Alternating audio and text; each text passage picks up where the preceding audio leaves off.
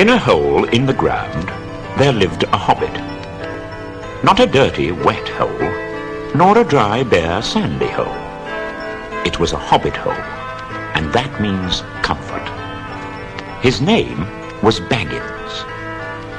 The Bagginses had lived in the neighborhood of the hill from time out of mind, and people considered them very respectable because they never had any adventures or did anything unexpected.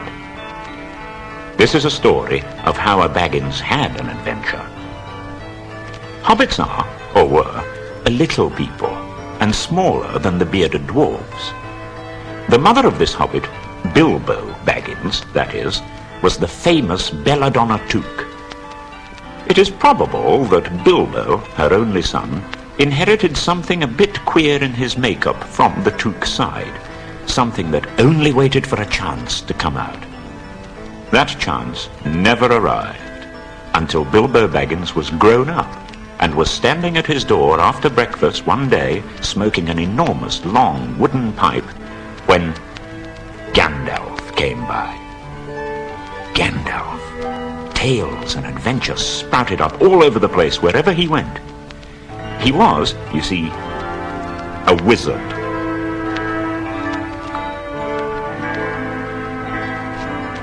"Good morning," said Bilbo. Gandalf looked at him. "What do you mean? Do you wish me a good morning? Or mean that it is a good morning whether I want it or not? Or that you feel good this morning? Or that it is a morning to be good on?" "All of them at once," said Bilbo, blowing a beautiful grey ring of smoke that sailed up into the air and floated away over the hill. "Very pretty," said Gandalf. "But I have no time to blow smoke rings.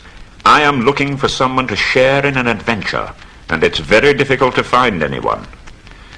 "I should think so, in these parts. We're plain quiet folk and have no use for adventures, nasty, disturbing things. We don't want any adventures here, thank you.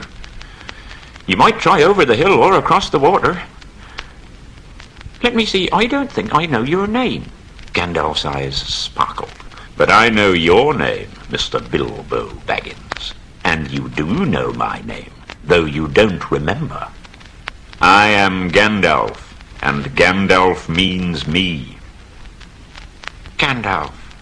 Gandalf. Good gracious me.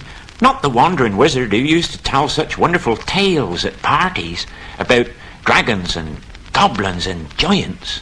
Not the man who used to make such particularly excellent fireworks. I beg your pardon." "I will give you what you asked for." "I beg your pardon? I haven't asked for anything." "Yes, you have. Twice now. My pardon. I give it to you.